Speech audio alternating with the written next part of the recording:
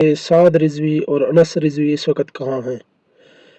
तो मेरे जितने भी दोस्त थे और मैंने गांव से भी पता कराया है, जो कि आबाई गांव है अमीरुल मुजाहिदीन नका कलां तहसील पिंडी के बोर्ड डिस्ट्रिक्ट अटक, उधर से भी मुख्तलिफ लोगों से मैंने पता किया है, वो अपने आबाई गांव में भी मौजूद नहीं हैं।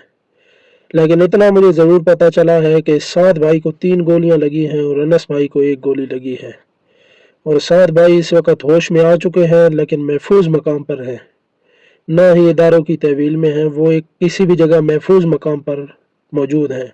ये अभी पता नहीं चला है कि किस जगह पर मौजूद हैं, लेकिन हैं महफूज मकाम पर।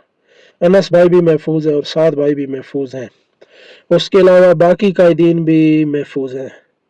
तो ये खबर मुझे पता चली है। बाकी इसके अलावा कुछ भी अपडेट जब आएगी तो इंशाल्लाह आप तक ज़रूर पहुंचाऊंगा। अभी तक गांव में भी कोई इस तरह की अपडेट नहीं है। बाकी उधर पुलिस इन दिनों बहुत जो है ना क्रैकडाउन जारी रखे हुए है।